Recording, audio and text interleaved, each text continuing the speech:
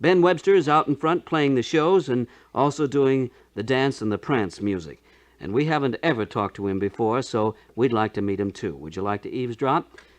We're going to dial the number that you can dial for reservations, AU 38953, and that's the spot where you can have a lot of fun. Ben Webster, and a very brilliant package, including Jackie Small and Phil Black and Vicki Lynn, all these operating at the Flame Melody Room. Hello, may I speak with Ben Webster, please? This is Ben speaking. Ben, are you proprietor of this house? No, I'm not the proprietor. No, I was just wondering. There you are, right on the line. I'd like to introduce myself. My name's Leigh Kamman, and they call me the little bandmaster here at the 1280 Club on WOV. I'm pleased to meet you. Very, very pleased to meet you. Shall we shake hands? Fine. We just played that Bootin' classic, you know the one, Cottontail, featuring a very great ensemble and yourself right out in front. And I believe that goes way back to May 4th, 1940, somewhere in there. Cottontail? Uh-huh. Yes, around 40. Those were some swinging days, weren't they? Yes, they were. The band business has changed considerably, and there's great hope that perhaps dance bands will come back. How do you feel about that? Well, I think that they will come back. A good band, that is, you know. You would take a good band. Big band, you know. What do you mean by a good band, Ben? Well, I mean, so many different things have been happening, you know. And there have been so many changes musically, for yes. a few years there's been a little confusion. As to what should be style? That's right. Uh-huh. Yes.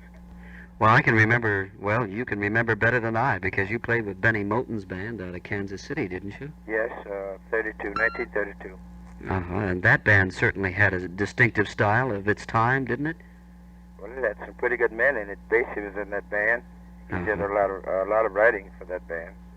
And he more or less set the style for things like South and great numbers like that. You played with Andy Kirk, too, didn't you? Yes, 1934.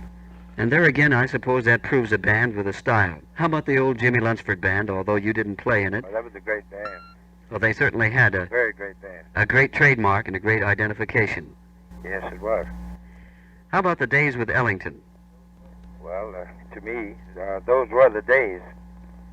And I imagine they bring back some pretty important memories. Well, yes. Anything you'd care to repeat? Anything that stands out? I beg pardon? Anything in the way of a memory that stands out that you'd care to tell us about?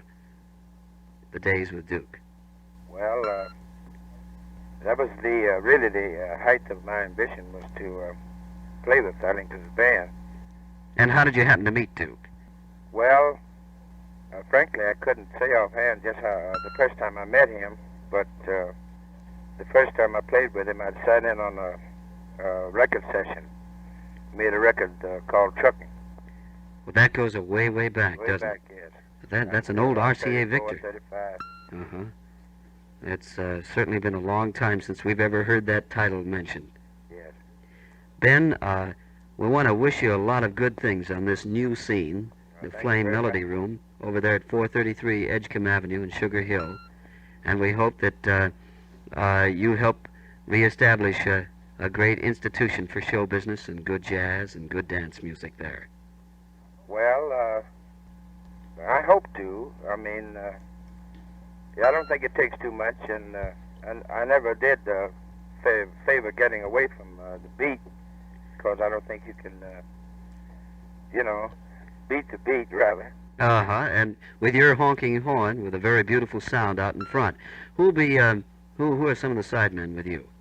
Oh, well, on piano, Duke Jordan, and bass is a fellow named Gary Mapp, and on drums is Arthur Edgehill. And that takes care... They're young fellows from Brooklyn, mostly. Uh-huh. Do you think the younger generation of musician stacks up with the generation that you represent? I didn't quite get that. Do you think the younger generation of musician stacks up with the generation that you represent, Ben? Well, in a way, I think it's a different school, this younger generation, because I think, on the whole, more of them study study a little more than maybe the guys that I came along with. In other words, they're greater students. Well, it's progressive, I mean, you know. And there's a lot of reading to be done, not playing by ear and not so much ad lib. Is that right? Well, not so much reading, I mean, but it's a little deeper now, I think. Uh-huh. I would think. Because you're exploring more. It's not so much guesswork. I think you have to know a little more about what's really going on, I mean, to cope with it. Well, that's fine, Ben. Thanks very much for your candid opinions, and good luck at the Flame Melody Room over in Sugar Hill here in New York. Thank you very much. Thanks a lot for talking on the 1280 Club Party line, and good night and good luck. Thank you. Good night.